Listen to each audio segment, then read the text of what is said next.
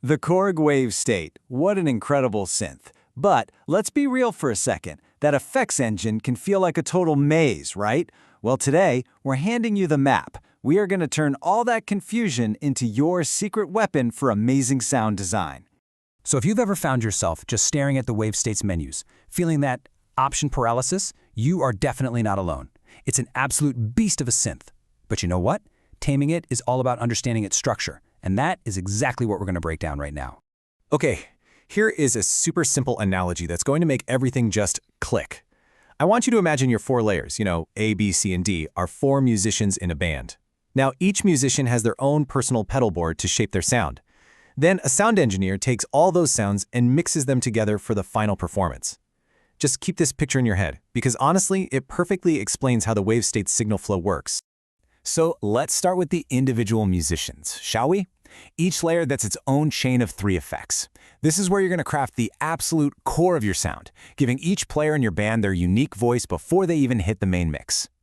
The very first stop on that pedal board is the pre-FX slot. Now think of this as the spot where you define the fundamental character of your sound. We are not talking about subtle polish here. This is for really radical transformation. This is where you add that dirt, that crunch, and all that unique color right at the source. And you have got quite the sonic toolkit to play with here.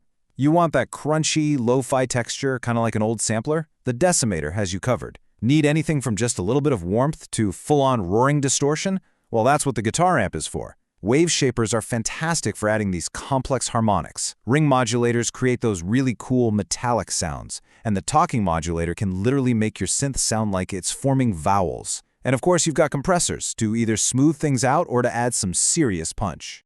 And here's a fantastic pro tip for you. When you really crank the drive on that guitar amp model, the volume can jump up a lot. So instead of pulling back your layer's main volume, just use the amp's own volume parameter to tame it. This keeps your levels nice and consistent while letting you get all the distortion you want. It's a simple move, but it's absolutely crucial for a clean mix. Now for effects like the guitar amp or the wave shaper, the input level is, well, it's everything. With a low input trim, your sound stays pretty clean. But as you start pushing that input trim higher, you drive the effect way harder, and you start creating a lot more distortion and these really aggressive harmonics. Just remember this one thing, your input gain is your distortion knob. All right, next up on our little virtual pedal board, the Mod FX slot. So after we've shaped the core tone with the pre-FX, this is where we add all that delicious movement, that swirl, and that stereo width that really brings the sound to life. So let's talk about your chorus options, because you've got some great ones. For that classic, lush, analog sound on your pads, the Poly 6 ensemble is definitely your go-to. If you want a super wide stereo field on chords, you gotta try the black chorus. But here is the secret weapon. The harmonic chorus. It only affects the high frequencies, which means you can widen a bass sound without making the low end all muddy and cluttered. That is a total game changer for keeping your mixes clean. And the final effect for each individual player in our band is the delay. This is where you create echoes, a sense of space, and add all that rhythmic complexity or those atmospheric textures to your layer. It's really all about placing your sound in a virtual environment.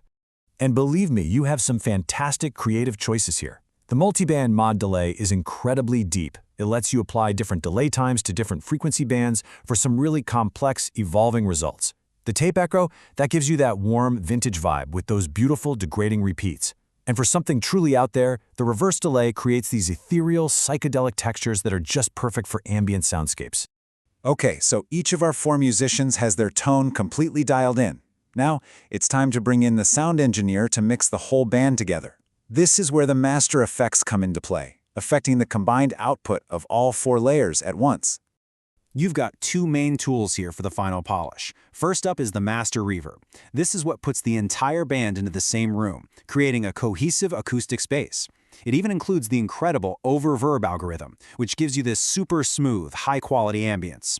Then you have the Master EQ, a 4-band equalizer that acts as the final polish, letting you shape the total frequency balance of your entire patch. So we've pretty much covered the theory, the what, and the why. Now let's get practical and dive into the how. How do you actually control all of this stuff from the synth's front panel? It's actually way simpler than you might think. To turn an effect on or off, you just hold the Shift button and press the effect button you want, like Pre-FX or Mod FX. To see its parameters, just press the button by itself. And to change the effect type, let's say from a chorus to a flanger, just select Type on the screen and spin the value knob. See? Simple as that. And hey, don't forget about those 3 macro knobs labeled Edit, 1, 2, and 3. In most of the presets, they're already mapped to the most important parameters of an effect, like a delay's feedback or a filter's cutoff. This lets you make these big, expressive changes on the fly without ever having to look at the screen. It is all about performance. Mastering the wet-dry mix is also super important. For effects like reverb or delay, where you want to kind of blend them in with the original signal, you'll use a lower mix. Think of it like a send style effect, like on a mixing desk. But for those really transformative effects like a guitar amp or a decimator, you often want the mix at 100% wet, completely replacing the original sound. This is an insert style effect, where the effect just takes over completely. All right, we have covered a ton of ground. So let's distill all of this down into the key takeaways that you can apply to your sound design sessions, like right away. First, always remember that band analogy. Shape your individual layers first, then use the master effects to glue them all together. It is the foundation of a great patch. Second, never forget that input gain is your single most powerful tool for any distortion or character effect, so don't be afraid to experiment with it. And finally, use that Master EQ. It's your last chance to clean up any muddiness or tame any harsh frequencies. It's that final polish that makes a sound feel professional. So, there you have it, a clear framework for totally mastering the effects inside the Korg Wavestate.